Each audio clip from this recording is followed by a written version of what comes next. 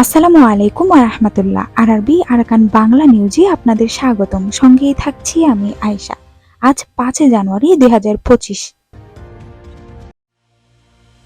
Bangladesh Myanmar সীমান্ত থেকে Arakan আর্মির প্রয়োজনীয় মালামাল এলাকার মানুষজন পৌঁছে দিচ্ছে। সে ব্যাপারে কয়েকজনের নাম পাওয়া গিয়েছে। তাদের মধ্য থেকে 1 নম্বরে আবুল ফয়েজ, পিতার নাম আবুল বশর, গ্রাম আনজীবং, ওয়ার্ড নং 9। 2 নম্বরে আফসার, পিতা নূর ইসলাম, গ্রাম পারিবিল, ওয়ার্ড নং 8। 3 নম্বরে শাহ আলম, পিতা চকরি আহমেদ, গ্রাম শফিউল্লাহ কাটা, ওয়ার্ড নং 8। 4 নম্বরে সোনা মিয়া, পিতা আকবর আলী, গ্রাম গয়ালমারা, ওয়ার্ড নং 7।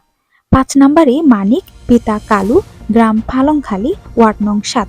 6 নম্বরে রাসেল, পিতা আফলা প্রকাশ ধয়ান্না, গ্রাম ফালংখালী, ওয়ার্ড নং 7। 7 নম্বরে সলিম, পিতা দুদু মিয়া, গ্রাম কাটাখালী, ওয়ার্ড নং 3। 8 নম্বরে মাগায়ন্না, পিতা আহমেদুল্লাহ, গ্রাম ফালংখালী, ওয়ার্ড নং 7।